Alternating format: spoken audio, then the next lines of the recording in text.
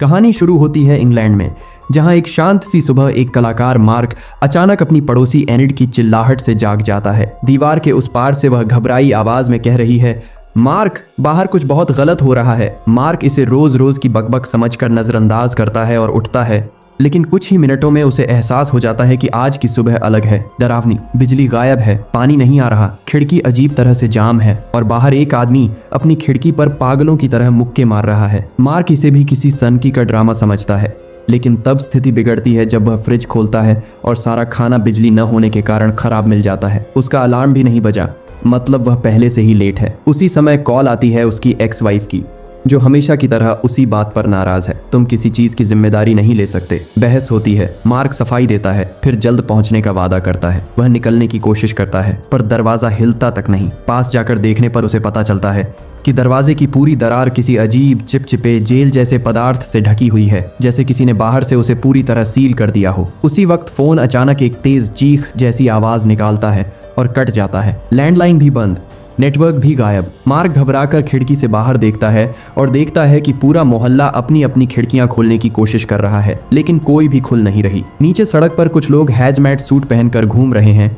उनके चेहरे ढके हुए, चाल धीमी लेकिन बेहद सटीक, जैसे वे किसी खतरनाक ऑपरेशन का हिस्सा हो। मार्क पहली बार एनिड को पुकारता है, लेकिन उसकी तरफ से केवल कांच टूटने की आवाज, कुछ गिरने की आवाज और फिर पूरी खामोशी। अब चीजें सिर्फ अजीब नहीं रहीं, खतरनाक हो चुकी हैं। मार्क औजार उठाता है और दरवाजा तोड़ने की कोशिश करता है। तभी इंटरकॉम पर अचानक एक ठंडी रोबोटिक आवाज आती है, कृपया शांत रहें, स्थिति नियंत्रण में है। आवाज इतनी अचानक थी कि मार्क डरकर हथौड़ा अपने ही हाथ पर दे मारता है और बुरी तरह चोट खा जाता है। वह पट्टी बांध ही रहा होता है कि उसे महसूस होता है दीवार हिल रही है और अगले ही पल दीवार में एक बड़ा सा छेद बन जाता है। धूल उड़ती है, ईंटें गिरती हैं और उस छेद से दो भाई अंदर आते हैं, सर्गेई और निकू। सर्गेई आते ही खिड़कियों की तरफ दौड़ता है, उन्हें परखता है और गुस्से में कहता है, यहाँ भी सब सील किया हुआ है। मार्क उस छेद से उनके फ्लैट में जाता है और देखता है कि उनका दरवाजा भी उसी रहस्यमय पदार्थ से ऊपर से नीचे तक बंद किया गया है। अब एक बात साफ हो चुकी है, यह कोई बिजली पानी की समस्या नहीं, यह कोई हादसा नहीं, यह किसी की सोची समझी योजना है। कोई बाहरी ताकत लोगों को उनके घरों में बंद कर रही है और किसी को नहीं मालूम क्यों। दीवार में बने उसी छेद से तभी दो और लोग अंदर आते हैं, सैली और एडन, जो पड़ोस में ही रहते हैं। दोनों के चेहरों पर साफ डर झलक रहा है। एडन आते ही कंफ्यूजन में बोलता है, यह सब सरकार का किया हुआ है, इन्होंने कोई सिग्नल जैमर लगा दिया होगा ताकि कोई उनकी ऑफिशियल कहानी को चैलेंज न कर सके। उसकी बेचैनी बढ़ रही है। वह बिना सोचे पड़ोस के एक एक फ्लैट में घुसने लगता है, कहीं नेटवर्क मिल जाए, कोई सिग्नल पकड़ ले, लेकिन हर जगह सन्नाटा। इंटरकॉम पर वही ठंडी रोबोटिक आवाज फिर गूंजती है, कृपया शांत रहें, स्थिति नियंत्रण में है। मार्क उससे बात करने की कोशिश करता है, लेकिन इंटरकॉम सिर्फ वही रिकॉर्डेड वाक्य दोहराता है, जैसे उसकी बात सुन ही नहीं रहा हो। सैली की नजर तब मार्क के घायल हाथ पर पड़ती है। वह घबराकर पूछती है, ये कैसे हुआ? मार्क समझाता है और सैली, जो एक नर्स है, तुरंत पट्टी बांधने लगती है। उसकी आवाज सुकून देने वाली है, लेकिन माहौल इतना डरावना है कि सुकून टिक नहीं पाता। इसी बीच सर्गेई फैसला करता है वह एनिड को चेक करेगा, शायद वह घायल हो या उससे भी बुरा। वह दीवार पर हाथ आजमाता है और हथौड़ा चलाने लगता है। इंटरकॉम फिर बोलता है, कृपया शांत रहें, एक मेडिकल टीम आ रही है। अब यह आवाज बार बार एक ही चीज कह रही है,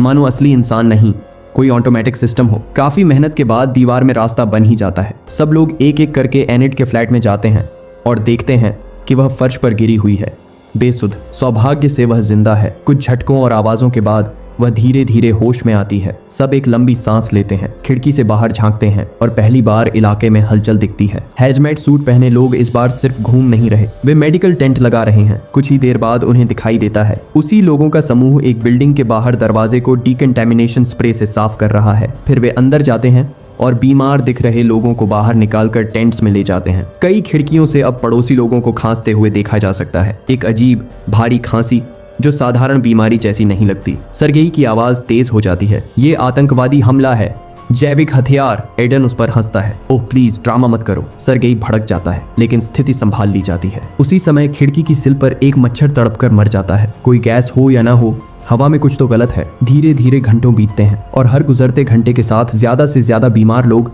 बिल्डिंग से बाहर निकाले जाते हैं और टेंट्स में भेजे जाते हैं।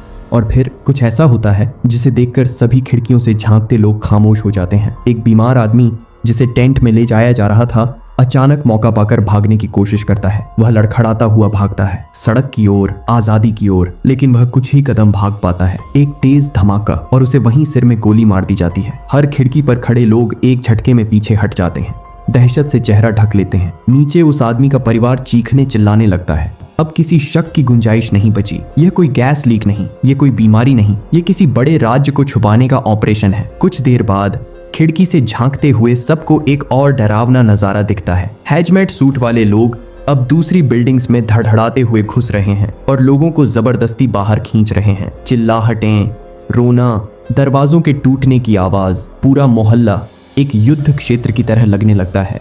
मार्क एक ठंडी सांस लेकर कहता है, वे जल्द ही हमारे लिए भी आएंगे, हमें निकलना होगा अभी। लगभग पूरी ग्रुप उसकी बात से सहमत होती है, लेकिन एडन घबराया हुआ है। उसे बाहर पहरा दे रहे स्नाइपर की याद आती है जो भागने वालों को गोली मार रहा है। मार्क को अचानक एक बात याद आती है। उसके पास कुछ कोरोसिव केमिकल्स हैं जो वह अपनी स्कल्पचर्स पर इस्तेमाल करता था। वह तुरंत उन्हें मिलाकर एक बाल्टी में घोल तैयार करता है और दरवाजे पर चिपकी सील पर छपाक फेंक देता है। सीलेंट तेजी से घुलने और बुलबुलाने लगता है, लेकिन इसके साथ ही एक घुटन भरा जहरीला धुआं उठता है। सब लोग अपने मुंह ढक लेते हैं। वे मिलकर दरवाजा धकेलने की कोशिश करते हैं, लेकिन वह अभी भी हिल नहीं रहा। उसी समय नीचे की मंजिल से तेज धमाके, चीखें और भारी कदमों की आवाज आती है। हैजमेट टीम उनके बिल्डिंग में घुस चुकी है। बाहर भगदड़ मची है। लोग जान बचाने के लिए दौड़ रहे हैं और स्नाइपर उन्हें एक एक कर गिरा रहा है। इस अफरा तफरी में एक साहसी आदमी एक सूट वाले को चाकू मार देता है, लेकिन उसे तुरंत दबोच लिया जाता है। डर बढ़ता जा रहा है और इसी डर में ग्रुप पूरी ताकत से दरवाजे को धक्का देता है और आखिरकार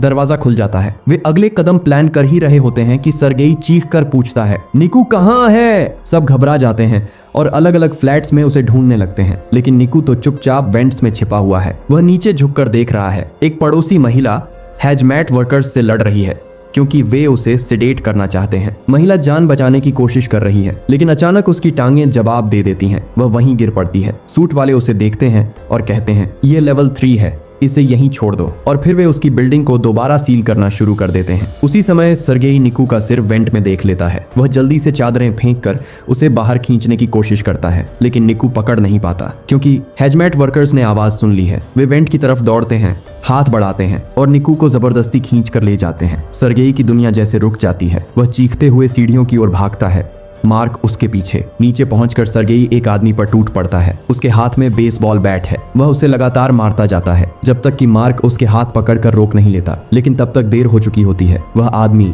मर चुका है। सरगेई पागलपन की हालत में दूसरे वर्कर को घसीटकर ऊपर लाता है इंटरोगेशन के लिए। उधर अपार्टमेंट में सैली और एडन की लड़ाई छिड़ी हुई है। सैली रोते हुए बोलती है कि एडन को किसी की परवाह नहीं। एडन अहंकार में ताना मारता है और गुस्से में सैली उसका फोन जमीन पर फेंक देती है। उसी वक्त सरगेई लौटता है। उस वर्कर को धक्का मारकर कमरे में गिराता है। सब उसके बैग को खंगालते हैं जिसमें उन्हें टीयर गैस ग्रेनेड्स मिलते हैं। सरगेई अब अपने ही डर और गुस्से में पागल होने लगा है। वह वर्कर को खिड़की के पास ले जाता है, उसे पकड़कर कांच के सामने खड़ा करता है और बाहर की तरफ एक बड़ा सा साइन उठाकर दिखाता है, हमने एक को पकड़ा है। नीचे खड़े सूट वाले और खिड़कियों से झांक रहे पड़ोसी ये सब देखकर पूरी तरह सन्न रह जाते हैं। अब ये सिर्फ जीवित रहने की लड़ाई नहीं रही, ये युद्ध बन चुका है। हेजल को बांधते समय अचानक उसके रेडियो में हलचल शुरू होती है। ऊपर से कोई घबराहट भरी आवाज आती है कि स्थिति हाथ से निकल रही है। मार्क कोशिश करता है कि वो उनसे बात कर सके, लेकिन जवाब साफ है, हम केवल अपने लोगों से बात करते हैं, किसी सिविलियन से नहीं। मार्क जब हेजल को रेडियो देने ही वाला होता है, सरगेई झपट कर रेडियो खींच लेता है और जवाब मांगता है। तभी रेडियो पर अचानक चीख पुकार शुरू हो जाती है और संपर्क कट जाता है। मार्क अब हेजल से नरमी से बात करता है। धीरे धीरे हेजल खुलती है और अपना नाम बताती है। वो कसम खाती है कि वो सब लोगों की मदद करने आए हैं। हथियार सिर्फ इसलिए लाए थे क्योंकि कुछ लोग हालात बर्दाश्त नहीं कर पा रहे थे। मार्क जैसे ही उसका सूट हटाने की कोशिश करता है, हेजल घबराकर उसका हाथ झटक देती है। मार्क समझ जाता है कि हेजल खुद उनसे डर रही है। आखिरकार हेजल सच्चाई बताना शुरू करती है। लगभग 1 महीने पहले एक अजीब बीमारी फैलनी शुरू हुई। कोशिश की गई कि इसे इलाके तक सीमित रखा जाए, लेकिन संक्रमण इतनी तेजी से फैला कि कंट्रोल करना नामुमकिन हो गया। सरकार ने इसे सीक्रेट रखा क्योंकि अगर लोगों में दहशत फैलती, हालात पूरी तरह बेकाबू हो जाते। वायरस धीरे धीरे मारता है। पहले गले में तकलीफ, सांस फूलना, बोलने में परेशानी, फिर नजर खत्म होना और आखिरी चरण में शरीर के अंग एक एक करके बंद होना। वैज्ञानिक लगातार इलाज ढूंढ रहे हैं, लेकिन अभी तक कोई सफलता नहीं। सरगेई अचानक झुंझलाहट में हेजल का सूट काट देता है। हेजल घबराकर एक इंजेक्शन निकालती है, लेकिन सरगेई वह भी उससे छीन लेता है। दबी आवाज में हेजल मानती है, हाँ ये वैक्सीन है पर अभी टेस्टिंग में है, काम करेगी या नहीं कोई नहीं जानता। इस समय हेजल की बात साफ है, सबकी सुरक्षा एक ही चीज में है, अपार्टमेंट के अंदर रहना। शाम होने तक पूरा ग्रुप वैक्सीन पर चर्चा करता रहता है। डोज बहुत कम है, बांटना भी मुश्किल। बहस जारी रहती है और इसी दौरान हेजल अपने हाथ खोल देती है और भागने की कोशिश करती है, लेकिन सर्गे उसे पकड़कर जमीन पर पटक देता है। बाकी लोग तुरंत उसे पीछे खींचते हैं और उसी अफरा तफरी में सर्गे का हाथ निकू पर पड़ जाता है। बच्चा रो पड़ता है और माहौल भारी हो जाता है। रात गहराती है।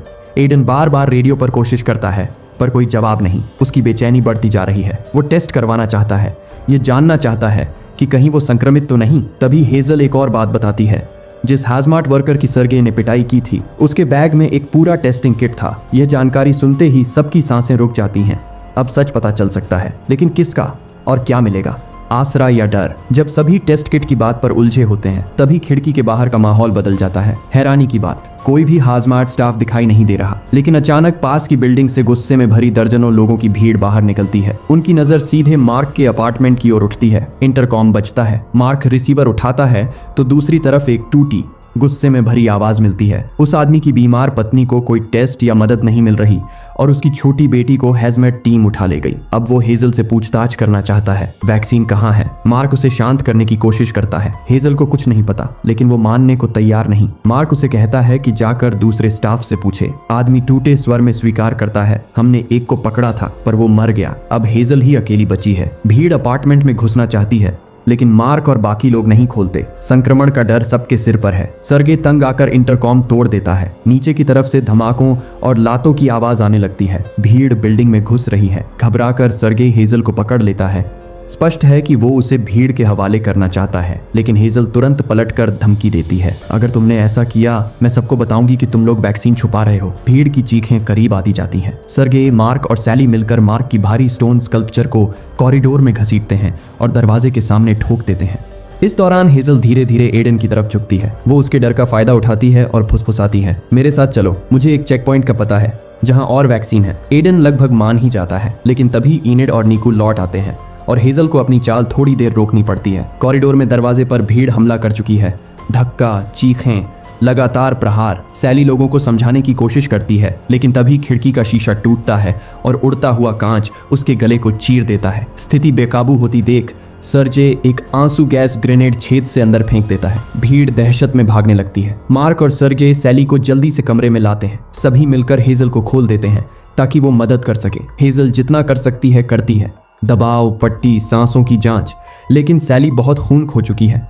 वो बच नहीं पाती। कमरे में सन्नाटा छा जाता है। एडन टूट जाता है और एक कमरे में जाकर खुद को बंद कर लेता है। करीब 1 घंटे बाद जब सब जमे धक्कों और सदमे से वापस होश में आते हैं, उन्हें पता चलता है कि एडन गायब है। असल में वो हेजल का खराब हो चुका हैजमैट सूट ले गया था। उसने उसे टेप से जोड़ तोड़कर पहन भी लिया। बाहर जाने से पहले उसने हेजल के इंजेक्शन यानी वैक्सीन को खुद पर लगा लिया। फिर उसने भारी स्कल्पचर को हटाया और बाहर निकल गया। जैसे ही लोग उसे देखते हैं, उन्हें लगता है कि एडन भी हैजमैट स्टाफ का हिस्सा है। भीड़ उस पर टूट पड़ती है और उसे बेरहमी से पीटने लगती है, लेकिन तभी ऊपर से वही स्नाइपर आग उगलता है। 2-3 गोलियां हवा में तड़ातड़ चलती हैं। भीड़ तितर बितर हो जाती है। एडन को भीड़ से बचाने का कोई तरीका नहीं बचता और कुछ सेकंड की हिचकिचाहट के बाद स्नाइपर एक आखिरी फैसला लेता है। ट्रिगर दबता है और एडन जमीन पर गिरकर हमेशा के लिए शांत हो जाता है। कई घंटे बीतते जाते हैं। फंसे हुए लोग अब मानसिक रूप से टूट रहे हैं। मार्क अपने परिवार की सारी तस्वीरें फाड़कर फेंक देता है, मानो संबंध खत्म करके दर्द कम करने की कोशिश कर रहा हो। सर्गे तो लगातार पीता जा रहा है, इतना कि अब उसकी बातों में भी होश नहीं रहा। बाहर हल्की सी आवाज आती है। सर्गे लड़खड़ाता हुआ दरवाजे की छोटी सी दरार खोलकर झांकता है। भीड़ फिर से इमारत की ओर बढ़ रही है। मार्क तुरंत निकू और इनेड को उस दूसरे अपार्टमेंट में धक्का देकर भेजता है और हेजल को आजाद करने लगता है, लेकिन सर्गे का मानसिक संतुलन पूरी तरह बिगड़ चुका है। वो हेजल को साथ ले जाने नहीं देना चाहता। मार्क अब भी हेजल की रस्सियां खोल रहा होता है जब सर्गे पीछे से बैट उठाकर उसी के सिर पर दे मारता है। मार्क बेहोश होकर गिर जाता है। जब मार्क को होश आता है, अपार्टमेंट में कोई नहीं बचा। कुछ पल की स्तब्धता के बाद वो खिड़की से झांकता है और उसका दिल थम जाता है। नई हैजमाट टीमें आ चुकी हैं। उनका ट्रक एक बिल्डिंग से जोड़ा जा रहा है और पाइपों से जहरीला गैस पंप किया जा रहा है। उधर दूसरे अपार्टमेंट में एनिड, सर्गे और निकू ने मास्क पहन लिए हैं और बाहर निकलने की तैयारी में हैं। लेकिन जैसे ही सर्गे दरवाजे से गुजरता है, मार्क अचानक आता है और गुस्से में उस पर टूट पड़ता है। मार ही डालता अगर एनिड बीच में न कूदती। इसी बीच गैस वेंट से सिसकती हुई कमरे में भरने लगती है। मार्क चीख कर कहता है, ऊपर चलो, सिर्फ रूफ पर ही साफ हवा मिलेगी। सीढ़ियों की ओर बढ़ते हुए वे हेजल का शव देखते हैं। उसके घुटनों पर वही साइन रखा है, वीव गॉट वन। वो जो कभी मदद करना चाहती थी अब एक चेतावनी बनकर बैठी है। ऊपर जाते समय अचानक एक पड़ोसी सरगेई के पीछे से झपटता है। सरगेई बिना सोचे मना किए उस पर टूट पड़ता है, उसे बुरी तरह पीट देता है। चिल्लाहट सुनकर बाकी निवासी इकट्ठा हो जाते हैं और सरगेई को घेर लेते हैं। सरगेई चीखता है, मदद करो मार्क, मत छोड़ना। लेकिन मार्क की नजर उस भीड़ पर है। वो जानता है सरगेई को बचाने का मतलब है सबका मरना। वो दर्द में डूबकर फैसला लेता है। निकू और एनिड को पकड़कर बाहर खींचता है और सरगेई चीखता हुआ भीड़ में खो जाता है। मार्क बाहर निकलता है और दरवाजे पर एक मोटी लोहे की रॉड ठोककर उसे बंद कर देता है। सरगेई की चीखें अंदर फंस जाती हैं। तीनों अब छत तक पहुंचने की कोशिश में है और अंततः छत पर पहुंचते हैं। ताजी हवा सीने में भरते ही उन्हें एहसास होता है आज पहली बार वे मौत की गंध से बाहर निकले हैं। नीचे के स्नाइपर कहीं नजर नहीं आते। शायद गैस जोन में रहना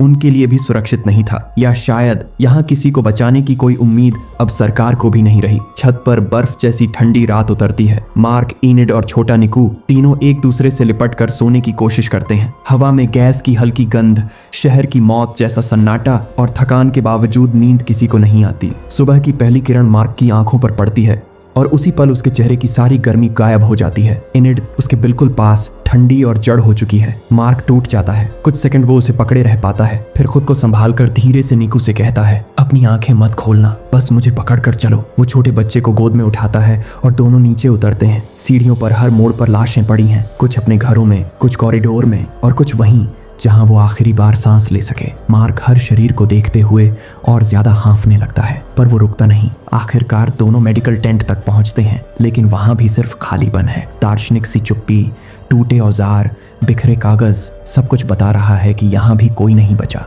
अचानक लाउडस्पीकर की आवाज गूंजती है, सभी नागरिक घरों के अंदर रहें। सड़क पर पाया गया कोई भी व्यक्ति संक्रमण जोखिम माना जाएगा। ये सुनकर मार्क समझ जाता है अब खुले में दिखना मौत को बुलाने जैसा है। वो एक हाजमार्ट सूट पहनता है और निकू का हाथ पकड़कर चल पड़ता है, लेकिन तभी एक जख्मी पड़ोसी पीछे से अचानक निकलकर निकू को पकड़ लेता है। उसके हाथ में टूटा कांच है और वो पूरी तरह पागल हो चुका है। वो निकू की गर्दन पर कांच तान देता है, मुझे बचने का हक है, तुम लोग मुझसे पहले क्यों जाओगे? निकू डर से कांपता है, फिर अचानक उसके पेट में कोहनी मारकर खुद को छुड़ा लेता है। आदमी तमतमाकर मार्क पर टूट पड़ता है। मार्क और वो आदमी दोनों जमीन पर गिरते हैं, दोनों एक दूसरे को गिराने की कोशिश में। आखिरकार मार्क उसे दबोचकर बेअसर कर देता है। लड़ाई खत्म होती है, पर मार्क का शरीर भी खत्म होने लगा है। निकू उसका हाथ पकड़कर खड़ा करने की कोशिश करता है, लेकिन मार्क का चेहरा सब कह देता है। वो धीरे से निकू के हाथ में अपना फोन थमाता है। चलते रहो, जब नेटवर्क मिले मेरी एक्स वाइफ को मैसेज कर देना, मदद आएगी। निकू रोते हुए सिर हिलाता है। मार्क आखिरी बार मुस्कुराता है, जैसे राहत महसूस हो रही हो कि बच्चा आगे बढ़ रहा है। फिर वो धीरे धीरे जमीन पर लेट जाता है और पूरी लड़ाई, संघर्ष, अपराध बोध के बाद उसकी सांसें थम जाती हैं। निकू कुछ दूर चला ही होता है कि दो हाजमत सूट वाले लोग उसके पीछे पहुंचते हैं। वो कुछ कह भी नहीं पाता, एक तेज सा चुभन और वो बेहोश होकर गिर पड़ता है। कुछ समय बाद निकू आंखें खोलता है। वो एक बड़े सफेद टेंट में है जहां दर्जनों दूसरे बच्चे भी मौजूद हैं। स्टाफ वाले उसे शांत रहने को कहते हैं, सब ठीक हो जाएगा। निकू अपने हाथ में मार्क का फोन देखता है। नेटवर्क तो अभी भी नहीं है, पर उसके दिमाग में वही सवाल घूमता है, क्या मुझे वो मैसेज भेजना चाहिए? और वहीं फिल्म रोमांच, त्रासदी और अनिश्चितता के इस कड़वे अंत पर सांस रोककर खत्म होती है। दुनिया की हकीकत अभी भी टेंट के बाहर जहरीली हवा की तरह फैली हुई। अगर आपको कहानी पसंद आई हो तो एक लाइक जरूर कर देना और ऐसी ही मजेदार, थ्रिलिंग और इमोशनल कहानियों के लिए चैनल को सब्सक्राइब करना बिल्कुल मत भूलना। नीचे कमेंट में बताना कि अगली कौन सी फिल्म या स्टोरी आप एक्सप्लेन करवाना चाहते हैं। आपकी रिक्वेस्ट हम जरूर कवर करेंगे। वीडियो शेयर कर दीजिए अपने दोस्तों के साथ ताकि उन्हें भी मजा आए। मिलते हैं अगली कहानी में, तब तक के लिए स्टे ट्यून्ड और स्टे क्यूरियस।